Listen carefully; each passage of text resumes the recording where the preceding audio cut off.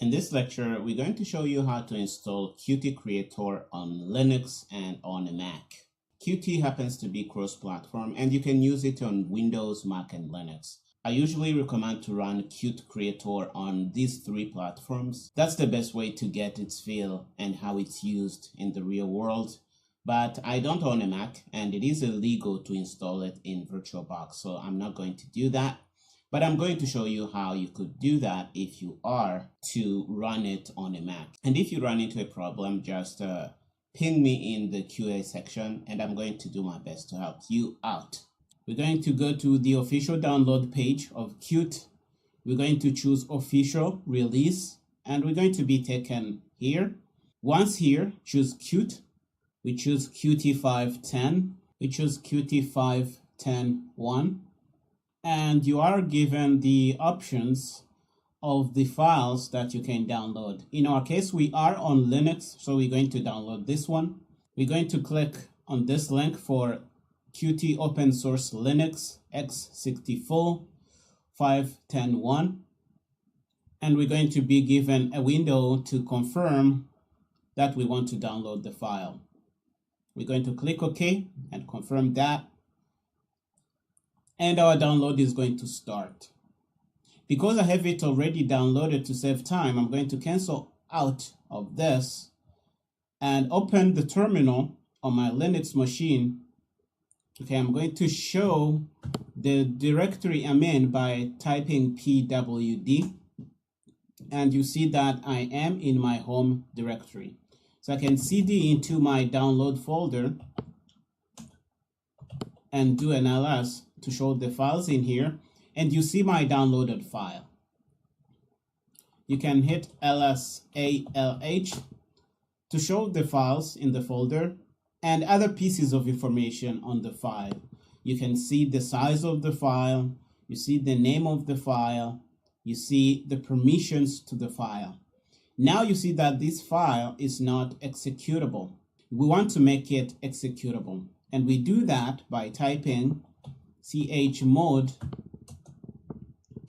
+x and typing the name of the file. You can just type Qt here and hit tab to have the name of the file auto-completed. When you're done, hit enter. And if we do an LSALH again, you're going to see that the file turns green and you see the permissions are different. Now we have X everywhere, which means that anybody can run this executable file. Now what we're going to do is run it.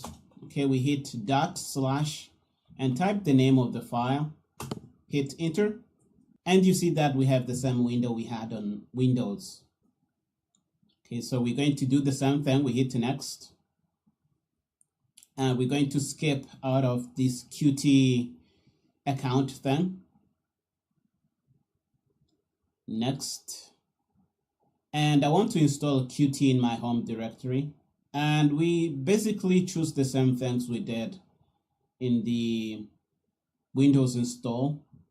So we want to have the components for a Qt desktop using the GCC compiler. If you want to build for Android, you can take this, but we're not doing Android in this course, so we leave it. Hit next. Accept the license, next again, and hit install.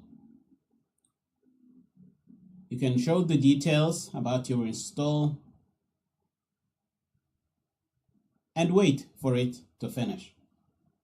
The install is done now. We can click next and choose to launch Qt Creator here. Hit finish, and we are here. Okay, the first thing you want to do here is to lock Qt Creator to launcher so that next time you don't have to go look for it. Let's maximize this window, and we're going to try and run a simple program as we did for Windows. Hit File, New Project. We're going to choose a Qt Widgets application. We're going to call it Qt Creator Demo. We choose the kit for our project, hit next. We're going to choose QWidget as we did for Windows. We're going to hit finish, and Qt Creator is going to generate our project, and we should see our files in here.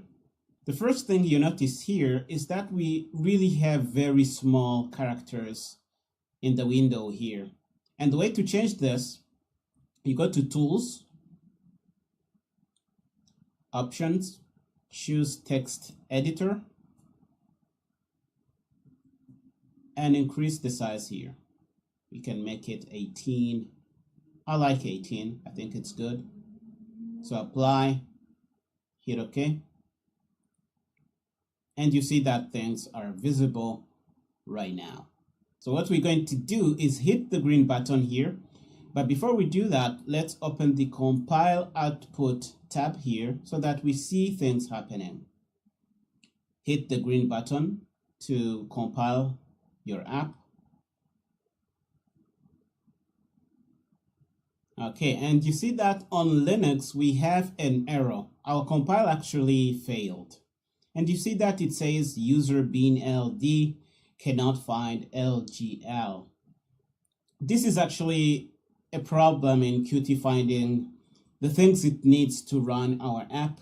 And the way to fix this, you have to go to the terminal and run a few commands.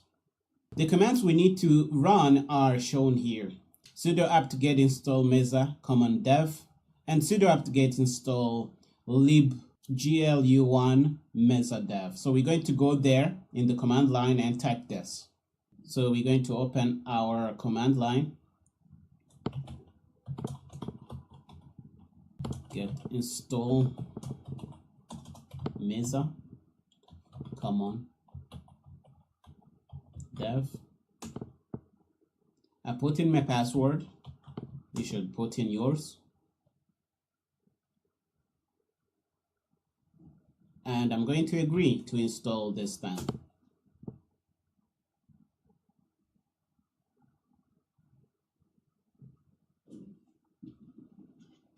This is done. Do sudo apt get install libglu1 mesa dev.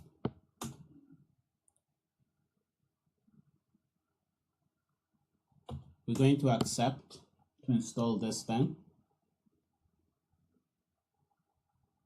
Okay, this is done. Now if you go back to Qt Creator and run the app again,